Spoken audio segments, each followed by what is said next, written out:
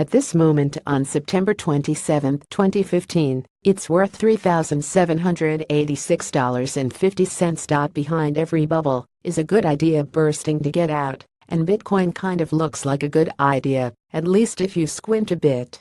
A digital currency without borders that governments can't control and that allows secret online transactions. I'm in.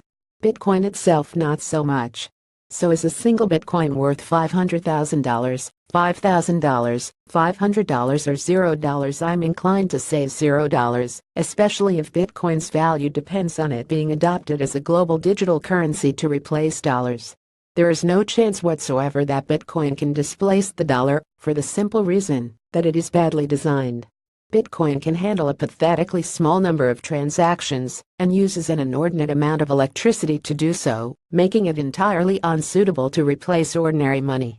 Even if Bitcoin worked better, it is in a catch-22 because of Gresham's law, the nostrum that bad money drives out good. Given the choice of spending inflationary government-issued money or something which holds its value, everyone would spend the bad paper stuff and hoard the Bitcoin. You wouldn't want to be the person who spent 10,000 Bitcoins on 2 pizzas in 2010 when a Bitcoin was worth a fraction of a cent. Those Bitcoins are now worth $40 million. But if no one spends Bitcoin, it will never get established as a currency. Let us unpack the idea of Bitcoin being based on illegal transactions.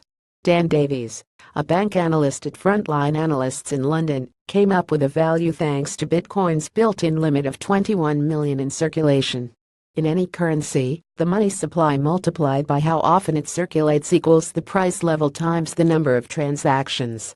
For Bitcoin we can estimate 3 of the 4 variables, Mr. Davies says. He observed that even criminals don't set prices in Bitcoin, but rather in dollars, and then immediately convert. Assume that all drug dealing moves online, that Bitcoins circulate as rapidly as ordinary currencies, and estimate a $120 billion a year market for illegal drugs, and the formula spits out an ultimate value of $571 for a single Bitcoin.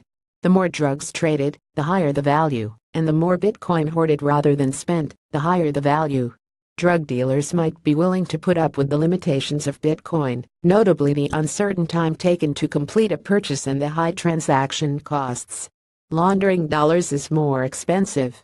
But studies cited by the United Nations Office on Drugs and Crime suggest that cryptocurrency-based online drug dealing remains relatively small and focused on retail, meaning fewer and smaller transactions than Mr. Davies' limiting assumption, so justifying a much lower Bitcoin price. Gold is hopeless if you want to pay the mortgage or buy bread, but is useful insurance because we can be confident that if a government currency collapses, the shiny metal will roughly hold its value. It helps that history holds plenty of examples of currencies losing all their value to hyperinflation, while gold could still be bartered for food and shelter. Gold has a value far above what is justified by its uses in electronics and jewelry, only because almost everyone agrees that it has value. That network effect is what Bitcoin needs to establish itself, and the more attention it garners, the more likely it is to become established. Yet gold has had thousands of years and a history of being used to back money to support its position. If we assume that Bitcoin will either succeed completely in displacing gold or fail and be worth 0, it helps explain why the digital token has been so incredibly volatile, with a 40% loss in 2 weeks and a 33% rebound since Friday's low.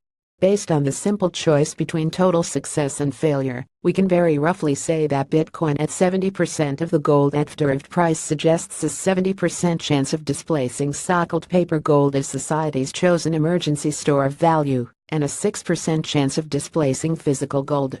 Even digital dreamers should accept that is far too high.